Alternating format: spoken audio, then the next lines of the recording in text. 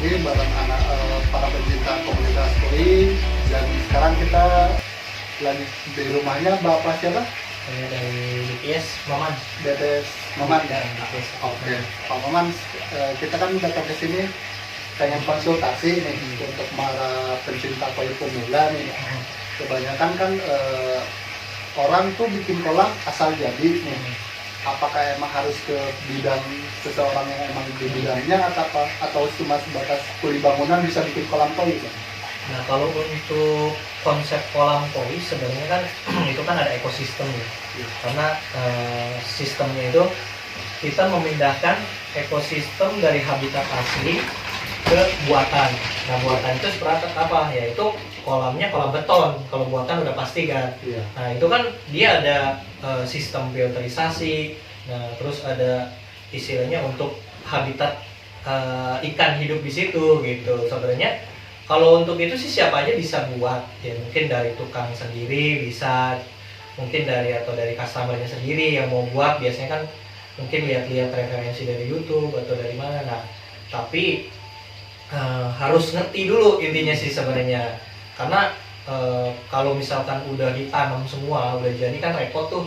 Ya. Nanti berabe lagi gitu akan bongkar, misalkan salah pipa atau segala macam. Nah, itu akan ngeluarin biaya lebih besar gitu sih.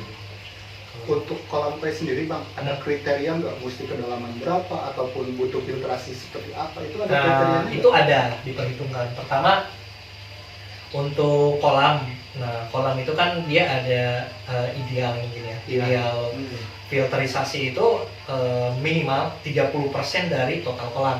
Nah, kalau mau lebih besar juga lebih bagus, lebih bagus, tapi minimalnya 30%. Udah cukup 30% ya? 30% udah cukup. Biasanya kalau mungkin yang dipakai di luar-luar sih biasanya 30% gitu. Ya disesuaikan juga dengan mungkin itu tempat yang akan kita buat. Kadang kan mungkin terbatas gitu ya, bisa dimaksimalin sebenarnya itu. Ya kalian aja sih sebenarnya. Untuk kedalaman sendiri itu berpengaruh nggak ke pertumbuhan ikan gitu? Kedalaman sebenarnya mungkin berpengaruh untuk membentuk shape body ikan. Cuman kan kita gini, kalau dari saya pribadi ya mungkin kan karena orang punya prinsip berbeda-beda, punya ilmu yang berbeda-beda. Kedalaman kolam kalau menurut saya ideal dari saya sendiri gitu. Setiap saya bikin proyek itu biasanya sih 1 meter sampai 1,5 meter. Itu paling tinggi itu 1,5 meter. Paling dalam 1,5 meter saya bisa buat. Kenapa enggak saya bikin 2 meter atau 4 meter? Bisa aja sebenarnya untuk segitu. Tapi kan kita memikirkan maintenance ya. Kita perlu alat-alat yang benar-benar bisa menunjang gitu. Karena ya kita contoh dari aerator. Nah, aerator kan itu ada kapasitasnya. Itu aerator biasanya itu kapasitas 30 sampai 45 mungkin ya kPa. Nah, itu kalau misalkan kolam semakin dalam, otomatis pressure-nya itu kan semakin tinggi juga tekanannya. Itu mungkin butuh aerator yang Lebih gede lagi ya, lumayan. Untuk pompa dia Iya, ya lebih gede lagi ya. Pompa, aerator, terus media Filter juga lebih banyak ya kalau banyak intinya. kalau dalamnya lebih dalam iya, otomatis kan biaya lagi. Sebenarnya sih ya tergantung ke si orangnya. Iya, gitu. betul. Cuman idealnya sih kalau menurut saya sih 1,5, 1,20 meter tuh udah Cukup ya. Untuk kolam-kolam kapasitas ya sekitar 4, 5, 6 tonan cukup. 9 ton juga 120 udah enak lah gitu. Biasanya untuk kolam-kolam kecil itu ada batas maksimal untuk populasi atau berapa ikan? Nah, sebenarnya gini, mungkin kadang kan orang itu pengen kolam tuh rame. Ya sebenarnya kan, ya itu udah pasti biasanya mungkin yang pemula tuh. Nah, sebenarnya itu kita harus waspadai. Kadang kan orang yang nggak tahu mungkin, isi kolam penuh, gitu kan, lebih rame enak. Nah, itu sebenarnya kalau misalkan kita hitung, itu ada hitungannya. Ada hitungannya. Dari istilahnya ikan populasi banyak itu kan semakin banyak, otomatis kotoran itu amonia semakin banyak juga. Nah, sebenarnya boleh-boleh aja ikan mau segimana banyak. Yang penting satu, media filternya itu harus mumpuni untuk mengolah si amoniak tadi. Karena kan fasenya itu kan ada beberapa proses sistem kolam itu kan yang harus dijalankan. Nitrifikasi, nama itu proses pengolahan amonia, limbah, kotoran ikan. Nah, nanti akan diproses lagi menjadi nitrit. Nah, ini masih kadar racun nitrit ini. Nah, yang ketiga itu baru nitrat, proses nitrifikasi yang aman untuk dikonsumsi ikan. Nah, itu nitrifikasi dari amonia, nitrit dan nitrat. Nah, nitrat ini pupuk yang terakhir yang udah aman dikonsumsi oleh ikan gitu. Jadi itu bukan berbentuk racun lagi, bukan berbentuk istilahnya zat yang berbahaya, itu udah aman buat iya gitu. Itu istilahnya pupuk lah. Gitu. Nah, itu yang harus diperhatikan. Jadi ya kadang orang juga filter kolam kecil tapi ikan banyak gitu kan, media filter nggak mumpuni, yang akhirnya ikan pada sakit. Betul. Pengalaman juga. Ya, bakteri, jamur, parasit. Nah, sebenarnya kenapa dia bisa tumbuh kayak bakteri, jamur, parasit? Itu karena parameter air. Mereka itu akan tumbuh ketika parameter air itu drop. Bisa dibilang parameter air itu buruk. Oh iya. Jamur, bakteri, parasit itu akan muncul. Nah, makanya kita harus jaga ekosistemnya. Nah, pengolahan limbah ini harus sempurna, gitu, bukan istilahnya harus benar gitu. Nah, itu ada hitungannya sebenarnya. Kalau misalkan media filter istilahnya kolam 3 ton, kapasitas filter berapa, nah itu kita bisa hitung sebenarnya. Jadi pakan yang akan kita kasih sehari itu berapa, itu bisa gitu. Dari media filter tersebut itu ada hitungannya sebenarnya. Kalau Kembali lagi ke sistem filterisasi ya. betul, sebenarnya kuncinya cuma satu. Kolam koi itu kalau filterisasinya benar, udah pasti kan sehat. Iya. Karena itu kuncinya gitu, bukan karena seberapa besar kolam, sebenarnya seberapa mampu dia mengolah limbahnya gitu. Gini Bang, kan Iya. ada pertanyaan dari awam gitu. Nah. Apakah filtrasi yang mahal ataupun yang murah berpengaruh nggak buat ikan gitu? Untuk filterisasi sih bebas-bebas aja ya. Maksudnya itu kan kembali ke budget masing-masing orang. Mau media filter yang mahal, mau yang murah, selagi dia bisa mengcover sistem filterisasi yang tadi, sistem amoniak, ini nggak jadi masalah. Juga jadi masalah. Kalau misalkan kayak gini, contoh ada customer mungkin yang pengen kristal bio, Ya. ada yang pengen istilah, wah saya nggak sanggup, punya kristal bio udah berapa, kayak mungkin mahal. Nah, bisa kan mungkin pakai biobol yang murah meriah, intinya itu bagus dan ya awet juga gitu kan, itu bisa orang bisa beli lah dasarnya. Itu murah dan SSA-nya lumayan tinggi kan, dia 300, surface space areanya tuh sampai 300 gitu, itu lumayan tinggi gitu dan awet seumur hidup. Nah, itu sebenarnya gitu. Untuk media filter sih bebas-bebas aja ya, maksudnya nggak ada ya, emang semungkin semakin mahal dia semakin bagus Ya, tapi kan kembali ke budget. budget si customer, intinya si orang gitu kan. Kalau misalnya terlalu mahal ya kasihan juga gitu, istilahnya kita intinya sih gini aja. Membebani gitu ya. Iya, kita nggak mau ngebebani sama orang lah gitu, kan kasihan, karena ya kita bikin kolam aja kan udah lumayan budgetnya. Yang penting sih intinya gini, gimana caranya lingkungan itu sehat. Mau itu media filter murah, mau media itu filter mahal, sebenarnya sama aja. Yang penting pengolahan sistemnya itu sempurna, intinya gitu aja. Nah, untuk apa namanya, untuk urutan sendiri di media filter itu ada apa klarifikasi? Maksudnya apa gimana? Ada sih urutannya. Iya, Nah, urutannya. kalau urutannya itu ada gitu kan, karena ekosistem itu kan kita harus bentuk. Bakteri kayak bakteri nitrifikasi, bakteri istilahnya untuk mengolah amonia tadi itu dia butuh tempat kan. Nah, biasanya sih kalau media filter kan kita lihat seberapa besar, misalkan biasanya kan standar mungkin orang-orang bikin 4. Itu biasanya 1 chamber, 2 chamber, 3 chamber, 4 chamber. Nah, itu biasanya kalau untuk ya proyek-proyek yang pakai itu, saya selalu pakai tuh kalau misalkan 4 biasanya mekanisnya cuma 1.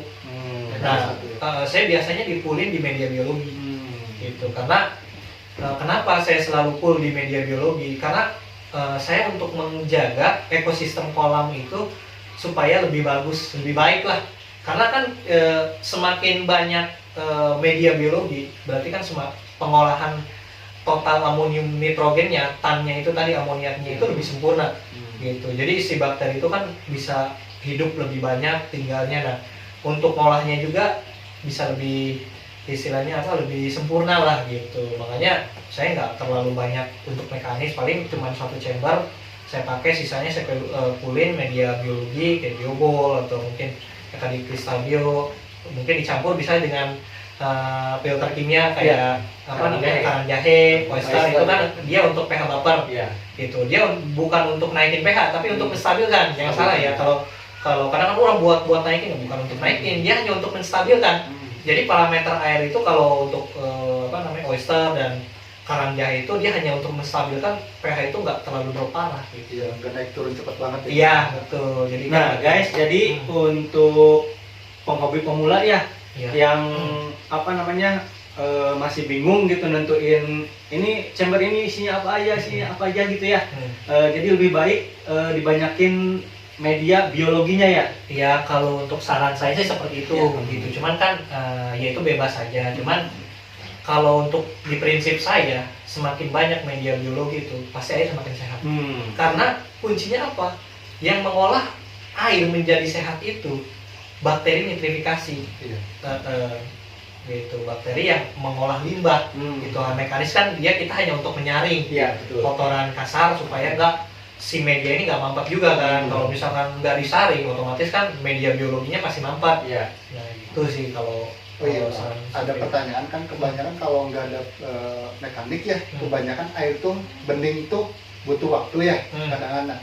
Kebanyakan orang awam tuh kenapa sih kalau saya Buta buat gitu buta ya, aja gitu ya, ya. nah itu sebenarnya yang jadi pertanyaan yang ya mungkin saya coba kasih arahan. Nah, Iya. startup kolam baru itu butuh waktu, nggak bisa instan gitu. Makanya ya kadang ya kebanyakan penghobi baru mungkin ya, jadi pengen kolam itu jernih gitu kan. Gitu ya. Kolam baru gitu kan dia beli probiotik istilahnya gitu kan, ya probiotik bebas lah mereknya apa aja gitu kan, ya probiotik A B C gitu dimasukin ke kolam.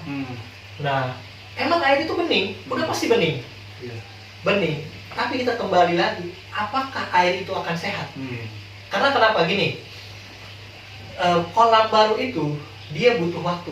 Bakteri yang saya tadi bilang tadi namanya bakteri nitrifikasi. Mungkin kalau di pasaran itu ada namanya bakteri starter. Ya. Iya. Nah bakteri starter itu yang harus ada di kolam utama, kolam pertama startup, bukan bakteri probiotik.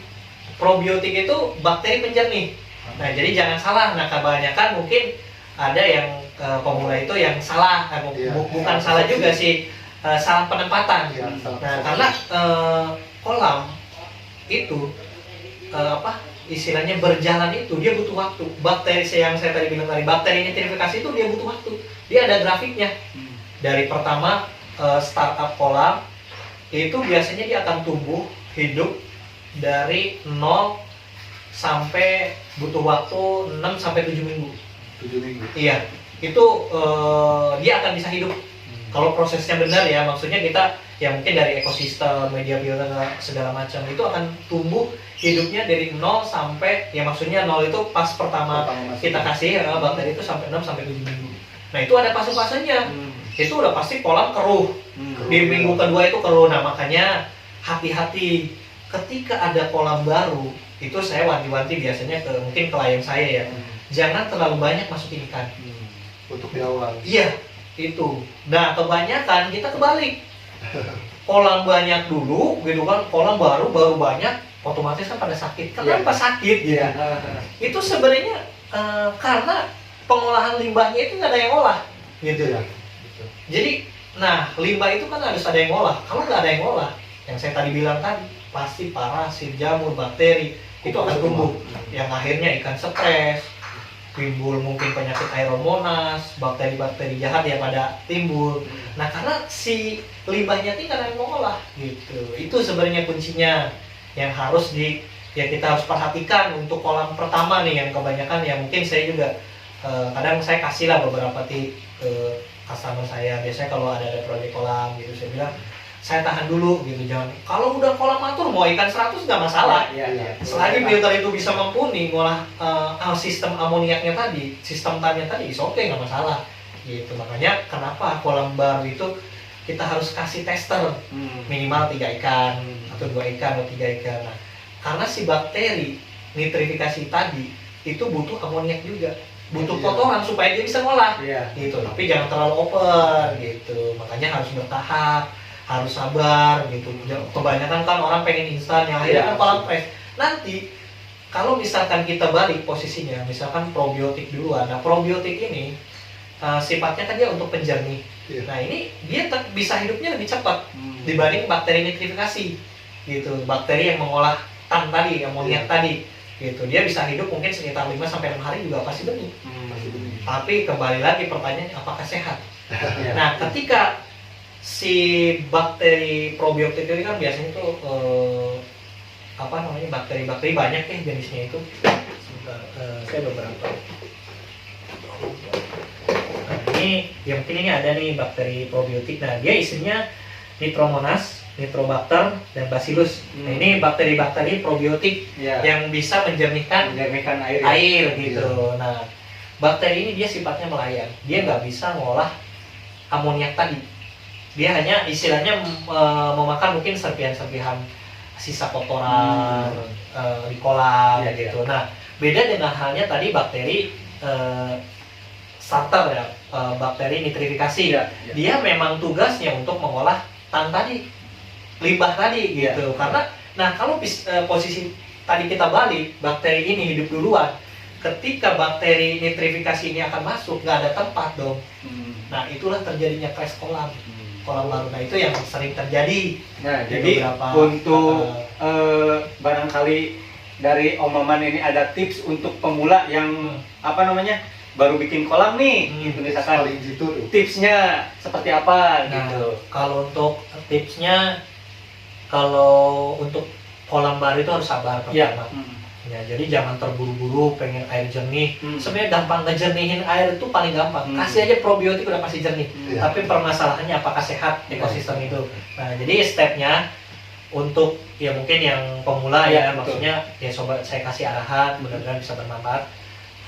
Kolam baru, yo istilahnya kita udah bikin kolam, udah jadi, Iya. mungkin udah dicat segala macam, udah bisa isi air. Nah, itu biasanya kalau saya setelah isi air nyalain 24 jam udah emang kolam udah jadi, udah bersih lah, udah disterilkan, isi air, nyalain sirkulasi. Nah, saya kasih bakteri starter biasanya. Bakteri starter itu mereknya apa? Oh, bebas sebenarnya banyak, cuman Banyak ada ya? beberapa ya saya sih pakai mungkin dari teman saya nih starter bag. Ya, banyak sih ada Nitrobacter atau banyak lah. Banyak sekali ya untuk gitu. bakteri starter banyak Banyak, dijual di jenisnya banyak toko-toko sama ikan ya. dan lainnya. Heeh. Jadi bebas lah untuk bakteri starter mau pakai apa aja gitu. Heeh. Yang penting bakteri starter gitu. Iya, gitu Jangan bakteri salah starter. penggunaan. Nah, dan biasanya itu dia isinya tuh beda. Itu kalau bakteri starter itu isinya Nitromonas, Nitrobacter. Nah, ini kan ada. Nah, itu biasanya isinya Bacillus banyak. Nah, untuk cara pakainya, Cara pakainya itu kalau misalkan yang serbuk, ini kan kebetulan yang serbuk punya saya itu, jadi tinggal dituang aja, dituang ke wadah atau di ember atau di baskom masukin. Nah, ini kan dia cairan berbentuknya. Nah, itu ada kapasitasnya. Jadi kita ngitung per ton air. Biasanya kalau untuk kolam baru 2 gram per 1 ton air. Jadi 2 gram per 1 ton air. Nah, berarti kalau tinggal dikaliin aja, misalnya kolam 4 ton kan berarti kan 6 ya, 2 per 1 ton air. air berarti 8 gram. Itu kita masukin 8 gram, masukin udah. Biasanya kalau ini serbuk kebetulan masukin ke udah sampai dia sebenarnya udah larut. Nah, itu masukin aja, bisa ke steamer atau ke chamber, masukin aja. Nah, itu udah masuk semuanya, sirkulasiin, tunggu 1 kali 24 jam.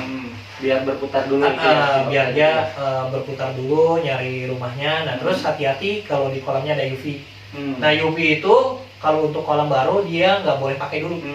Kebanyakan kan Hati-hati. banyak pemula yang langsung pakai UV gitu, biar nggak lumutan apa ya gitu. Itu sebenarnya kenapa nggak boleh pakai UV dulu Untuk di awal di gitu. awal, karena gini, si bakteri ini dia kan sifatnya masih melayang. Iya. Belum Dia punya masih rumah gitu mencari ya. tempat. Nah, kalau dia melayang masuk ke UV, dia otomatis akan mati. Lampu UV itu sinarnya bahaya banget. Kadar radius mungkin 1 meter aja tumbuhan bisa mati. Apalagi yang ada di dalam air. Makanya kenapa UV itu harus ditutup rapat, nggak boleh kena mata, itu bahaya.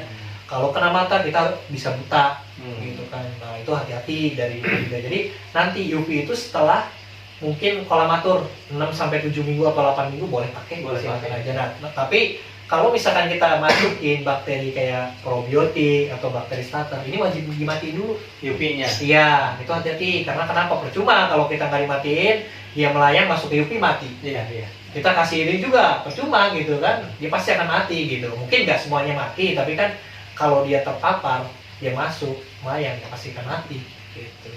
Oh iya Bang, untuk penggunaan ini sendiri kan Ah. misalnya ada kolam lama nih Ah, yang emang basically emang udah matur gitu. ah.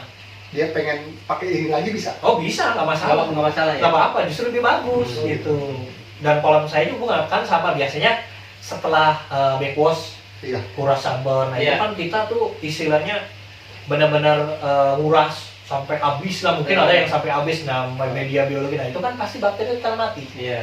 Ya mungkin nggak semuanya mati, tapi kan dia bakteri itu saya coba pelajari beberapa risetnya itu kalau misalkan nggak terkena sirkulasi air gitu kan, itu bisa mati risetnya. Cuman saya juga tahu benar apa enggaknya gitu. Cuman yang saya coba pelajari itu, makanya ya sebisa mungkin jangan sampai kekuras habis media biologi gitu. Karena di situ Di kan biologi ya. iya di biologi, kalau mekanis sih mungkin nggak masalah gitu. Di biologi kalau bisa sih usahain terendam, kasih air. Biasanya sih saya kasih aerasi. Kalau mau saya angkat kasih ember, kasih air kolam, kasih aerasi. Karena sensitif banget bakteri ini gitu. Jadi nggak kalau parameter air udah beda, dia juga bisa mati gitu. Makanya kenapa harus pakai air kolam untuk menjaga dia supaya nggak semuanya mati gitu. Kita kasih aerasi, biasanya sih seperti itu treatmentnya. Atau bisa juga kan mungkin dicambar, nggak dikuras. Meskipun dikuras itu nggak boleh sampai disemprot, karena kadang orang diangkat semua disemprot, nah itu hati-hati. Iya. Bahkan Itu ada yang jangan, sampai sikat. iya sampai sikat. Itu jangan, mau itu biasanya dia akan membentuk kolonial. Kolonial bakteri itu biasanya dia ada warna kayak hijau atau coklat. Iya, betul. Nah itu Coklat. nah itu bakteri, Oh, bakteri iya. nitrifikasi yang membuat air jadi sehat, itu hati-hati. Kalau itu disemprot semuanya, wassalam lah kolam biasanya. Jadi Itu diolah hati-hati. lagi. Pengalaman, Iya. pengalaman saya juga kalau Nah. kuras chamber gitu, Nah. media biologi diangkat disemprot gitu. Ya itu jangan, maksudnya sekarang kan udah tahu nih, Iya, gitu. betul. Maksudnya jangan sampai, biarin aja selagi media itu nggak celobing gitu, Iya. nggak mampet, Iya. nggak usah diutak-atik. Hmm. Gitu. Karena di dalamnya itu dia ada bakteri Meskipun baik di bawahnya banyak apa juga. seperti Lumpur, kayak ya lumpur itu gitu kan kan. bakteri, nggak Oh, apa-apa iya, Mas. iya. Pokoknya selagi nggak mampet biarin aja. Gitu. Malah saya mungkin sampai tahunan, sampai setengah tahun atau 1 tahun. Kalau misalkan emang dia nggak mampet banget, ya udah ngapain diutak-atik. Soalnya kan kebanyakan gini Bang, untuk chamber biologi kan suka ada debu, jadi dikucek-kucek ke bawahin, udah semprot, jadi tetap ada airnya. Itu boleh apa emang? Sebenarnya kalau karena kan bakteri nitrifikasi itu yang saya tadi bilang ya, maksudnya dia itu sensitif gitu. Karena kan dia itu sifat bakteri itu kan anaerob. Jadi bakteri yang hidup di kadar oksigen tinggi. Kan dia emang ada beberapa ya di ekosistem kolam itu, bakteri itu banyak. Dia ada bakteri yang dibilang yang jahat, yang baik, nah itu biasanya ke bakteri anaerob, aerob. Nah itu ada beberapa jenis ya, kalau dibicarain mungkin terlalu panjang ya, maksudnya saya coba simpel tapi supaya lebih mudah dimengerti lah itu. Nah bakteri baik itu yang saya bilang tadi anaerob, dia butuh kadar oksigen yang tinggi untuk malah yang tadi. Berarti di bakteri juga sama ya kayak manusia gitu, ada yang jahat, ada Ya, yang baik gitu ya. Gitu, nggak selamanya bakteri itu jahat. Gitu. Kayak Yakult ya, itu kan Iya, bakteri iya. baik, Iya. Lactobacillus. Nah, Iya. sama. Di kolam pun dia juga butuh bakteri baik. Itu bakteri jahat yang harus kita tekan. Gitu. Jangan kebalik ya, bakteri yang baik nggak kita pelihara, yang jahat kita pelihara. Iya. Itu mungkin Ah, iya. itu yang jadi crash kolam sebenarnya, itu yang ya coba saya beberapa teliti di beberapa pemula gitu kan, kenapa sih wah kolam saya kok mati terus ikannya. Nah saya tanya media filternya seperti apa gitu kan, luas kolam berapa, nah kan kita bisa hitung dari situ Iya, sebenarnya. Oh seperti ini, seperti apa yang udah di treatment. Kadang kan orang, ya saya sih seminimal mungkin, maksudnya jangan sampailah kimiawi masuk ke kolam gitu, maksudnya kayak ya PK atau segala macam gitu. Saya sih udah mungkin kalau dulu masih belajar ya kan. Iya. Nah sebenarnya kan bakteri-bakteri itu yang saya tadi bilang, kalau ekosistem itu nggak diperbaiki, mau kita kasih kimiawi pun mungkin sekarang akan jernih, akan beres lah, penyakit akan hilang. Next, Kedepannya. apakah akan menjamin kalau ekosistem itu nggak kita perbaiki? Bakteri itu akan muncul lagi gitu. Iya, Jadi ya sebenarnya itu bukan, yang boleh solusi tapi nggak selamanya itu solusi.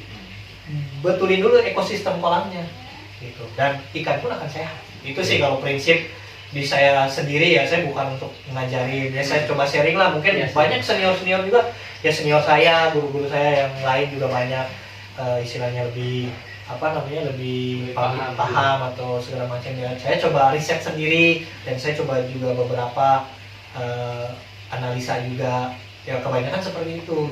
Dan saya coba benahi ya, alhamdulillah gitu kan. Oh iya, oh ternyata ini setelah dia paham ya, user ya alhamdulillah gitu ya, sampai sekarang ya kolamnya juga sehat, ikannya juga sehat, nggak pusing ngurusin ikan sakit, nggak ada treatment istilahnya di kolam harus dikasih PK atau segala macam. Saya sih ya emang benar-benar nggak mau ya, maksudnya kimiawi itu ya sebisa mungkin janganlah kalau emang urgent banget gitu.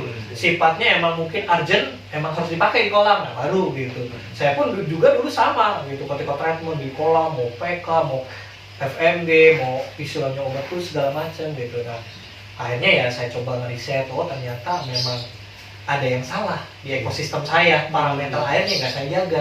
Saya lebih mementingkan kimiawinya, tapi ekosistem saya nggak jaga ya percuma. Nanti sebulan ikan udah sehat nih, nanti besok bulan depan istilahnya sakit lagi, harus dicek kan itu parameter airnya. Wah ternyata emang amoniak naik terus, ya itu akhirnya timbulnya bakteri.